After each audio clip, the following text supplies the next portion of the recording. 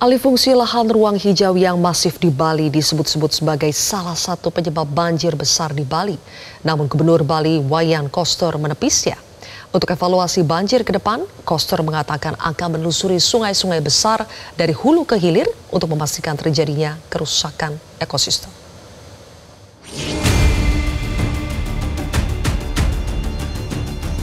Itu akibat hujan yang sangat lebat, yang menurut keterangan sejumlah pihak itu sejak 70 tahun baru pertama kali terjadi hujan selebat itu. Karena toko saya tenggelam, tidak bisa diselamatkan. Bali dilanda banjir dahsyat usai diguyur hujan ekstrim lebih dari 24 jam tanpa henti.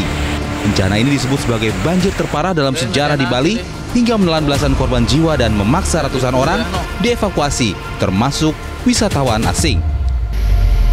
Banjir mulai jam berapa, Bang? Diperkirakan dari jam 2 yang paling terakhir jam 2. Tapi awalnya dari menjelang bisa sudah mulai turun. Dan puncaknya tadi jam 3-an lah. Jam 3-an ya, Bang ya? Sampai sekarang ini. Ya, mungkin kita lihat sendiri Mas Lady ya. Ini jembatan di atas juga. Banjirnya meluap sedang. Presiden Prabowo Subianto langsung menginstruksikan Kepala BNPB untuk bergerak cepat menangani banjir Bali dan menekankan pentingnya distribusi bantuan secara cepat dan tepat sasaran. Selain itu, Presiden mengharapkan upaya pencarian serta penyelamatan berjalan optimal.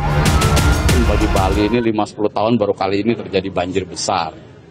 Dan seharusnya juga memang bulan-bulan ini juga tidak musim hujan. Nah, ini ada fenomena alam yang adanya gelombang badai Moresby dan Kevin yang melanda. Sehingga curah hujannya sampai 385 mm. Kalau BMKG bilang itu curah hujan Bali setiap hari itu jadi 1 selama sebulan jadi 1 kemarin. Waktunya 24 jam sehingga ya akibatnya cukup masif. Menteri Koordinator Bidang Infrastruktur dan Pembangunan Kewilayahan Agus Harimurti Yudhoyono memastikan fasilitas umum dan rumah masyarakat yang rusak karena banjir di Bali akan segera diperbaiki. Menko AHY menyampaikan banyak faktor yang menyebabkan bencana kerap terjadi.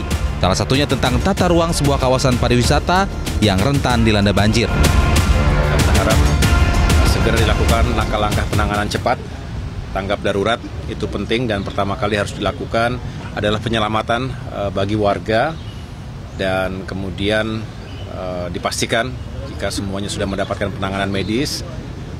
Lalu kita juga ingin segera perbaiki berbagai kerusakan yang terjadi, termasuk rumah-rumah warga dan fasilitas umum yang lainnya. Gubernur Bali Wayan Koster akan mengevaluasi banjir besar ini dengan mengecek dan menelusuri sungai-sungai besar di Bali, khususnya di kawasan Kota Denpasar. Koster juga memastikan tidak ada alih fungsi lahan di Kota Denpasar. Pertama kami akan mengevaluasi alur sungai dari hulu sampai hilir, terutama sungai-sungai besar yang hilirnya di Denpasar, seperti Tuka Badung dan sungai yang lainnya ada di mana hulunya saya akan menugaskan tim untuk melakukan survei lapangan. Apakah di situ ada pengundulan hutan, pembangunan fasilitas pariwisata yang melanggar aturan, itu akan dilakukan pengecekan lapangan. Nah, kalau memang ada hal yang melanggar aturan, maka itu akan segera ditertibkan. Hujan deras mengakibatkan genangan banjir di sejumlah titik di berbagai kabupaten kota di Bali pada 10 September lalu. Banjir menerjang 6 kabupaten di Bali, yakni Denpasar, Jembrana, Gianyar, Klungkung, Badung, dan Tabanan. Banjir menyebabkan belasan orang meninggal dunia dan ratusan orang terdampak. Tim Liputan Metro TV. Jelajahi cara baru mendapatkan informasi. Download Metro TV Extend sekarang.